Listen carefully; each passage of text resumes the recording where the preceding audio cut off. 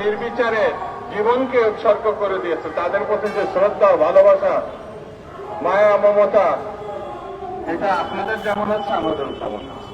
আমরা আল্লাহর দরবারে তার নূরের মাগফিরাত কামনা করি।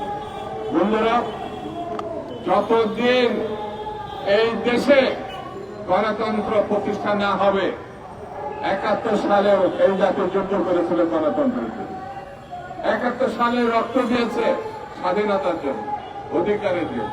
সেটি বারবার আমরা হারিয়েছি। এখন একটা সম্ভাবনা দেখা দিয়েছে।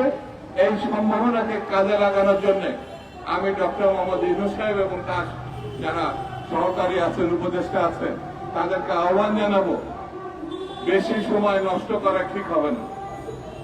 দেশবাসীকে পরীক্ষায় ফেলা ঠিক হবে না। দেশবাসীকে অধিকার ফিরিয়ে দিতে হবে। সেই অধিকার সামান্য একটি ভোট মনে হলো, এটা কত গুরুত্বপূর্ণ। 16 বছর 17 বছর ধরে তারা ভোট দিতে পারে না। সেই ভোটে দিতে পারে না, আপনাদের আমলেও যদি দিতে না পারে, এটা দুঃখজনক ঘটনা হবে, এটা ঠিক হবে না। সেই জন্য বন্ধুরা, আজকে যারা এখানে সমাবেশ আহ্বান করেছেন তাদেরকে ধন্যবাদ দিই, আর সাংবাদিকদের বন্ধুদের ধন্যবাদ দিই এই কারণে যে কষ্ট করে হলো আপনারা এতক্ষণ পর্যন্ত আছেন।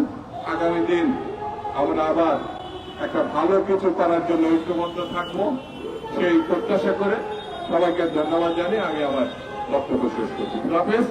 বাংলাদেশ জিন্দাবাদ।